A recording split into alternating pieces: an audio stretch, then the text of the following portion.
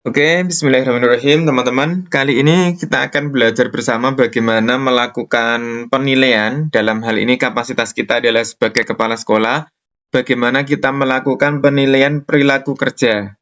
Kita sama-sama mengetahui bahwa penilaian itu ada dua, yang pertama itu adalah praktik kinerja dan yang kedua itu adalah perilaku kerja.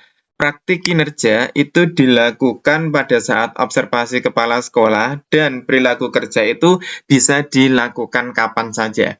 Nah, sesuai dengan permintaan teman-teman, kali ini kita akan melakukan praktik bagaimana melakukan penilaian pada perilaku kerja pegawai.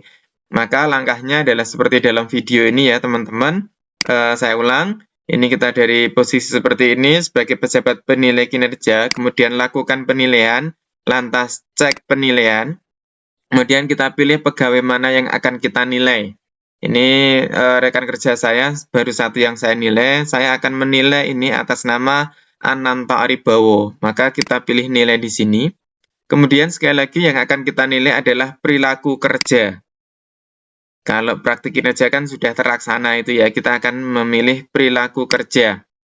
Kita pilih, kemudian di sini kita nanti akan memberikan penilaian 7 indikator ini teman-teman. Dan ini adalah berdasarkan pilihan dari masing-masing guru. Kita tinggal memilih di sini, tidak mencantumkan nilai, tidak mengetikkan tetapi hanya memilih saja. Sebagai contoh, aspek yang pertama adalah berorientasi pada layanan. Guru memilih ini indikatornya, melakukan perbaikan terus-menerus terhadap kompetensi dan perilaku kerjanya. Perwujudannya diwujudkan dengan ini ya, berupaya memperluas wawasan kualitas pelayanan. Kita pilih di sini. Apakah perwujudannya sudah terlaksana?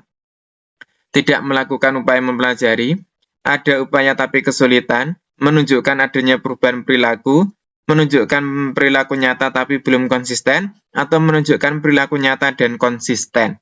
Ini teman-teman bisa panjenengan amati perilaku guru itu tentu tidak hanya 1-2 hari, tetapi selama rangkaian ini ya, selama 1 semester kurang lebihnya, ini bagaimana perilaku guru, apakah menunjukkan ini dan lain sebagainya.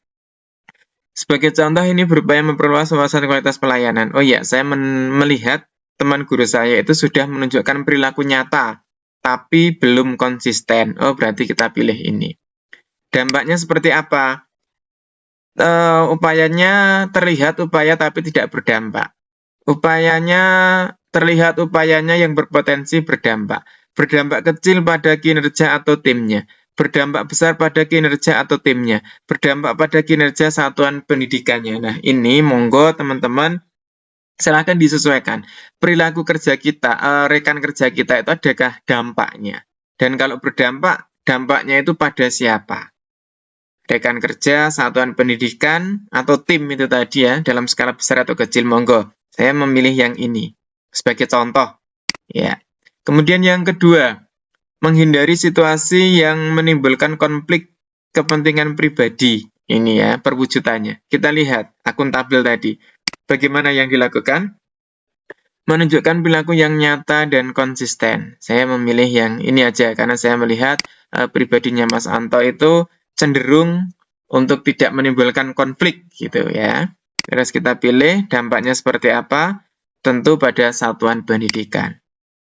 Kemudian yang berikutnya, melaksanakan tugas dengan kualitas terbaik, menyelesaikan masalah secara komprehensif dan tuntas. Kita lihat bagaimana rekan kerja kita. Menunjukkan perilaku, kalau saya pribadi ini lebih cenderung ke yang ini ya teman-teman. Yang 2 dari bawah ini ya. Kalau mungkin bisa kita berikan indikator ini baik sekali, ini baik, ini cukup, mungkin ya ini kurang, sedang, ini kurang. Mungkin ya bisa kita amati seperti itu, sehingga saya cenderung yang ini aja. Menyelesaikan masalah secara komprehensif dan tuntas, ya, menunjukkan perilaku nyata dan konsisten. Dampaknya apa? Pada satuan pendidikan. Nah, yang keempat, harmonis, mampu membangun pembelajaran yang kondusif, berinteraksi dengan rekan kerja, atasan, peserta didik, masyarakat, menunjukkan sopan dan menjunjung tinggi etika. Ya, ini tentu konsisten dilakukan oleh guru saya. Dan tentu dampaknya ketika melakukan ini pada satuan pendidikan. Dan yang keempat, loyal, menjaga nama baik sesama guru, serta didik dimanapun berada. Menyebarkan informasi penting positif tentang transformasi pembelajaran. Ya, saya melihat ini rekan guru saya konsisten karena beliau juga sebagai guru penggerak aktif di dalam berbagai macam kegiatan. Dan ini tentu dampaknya pada satuan pendidikan. Berikutnya, adaptif, berpikir proaktif untuk mengembangkan diri dan warga satuan pendidikan, memanfaatkan peluang untuk menghasilkan hal yang lebih baik. Saya melihat teman guru saya ini sudah melakukan, tapi belum sepenuhnya konsisten. Dan dampaknya ini tentu pada satuan kinerjanya atau timnya. Kemudian berikutnya yang kolaboratif, ini menggerakkan pemanfaatan sumber daya satuan pendidikan untuk mencapai visi misi, membangun komunikasi efektif dengan rekan kerja setawa dan masyarakat. Oke, saya melihatnya ini konsisten ya dilakukan dan tentu dampaknya pada satuan pendidikan.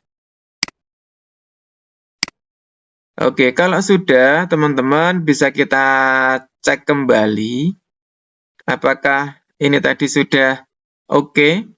Ketika sudah dirasa benar, sudah dirasa tuntas, sudah dirasa sesuai, maka langsung kita pilih yang kumpulkan. Setelah dikumpulkan, nilai akan masuk ke dalam perhitungan nilai secara keseluruhan. Kumpulkan, bismillahirrahmanirrahim, kita kumpulkan. Nah, ketika sudah berakhir seperti ini, berarti ini sudah selesai ya untuk teman-teman, sudah selesai kita melakukan penilaian.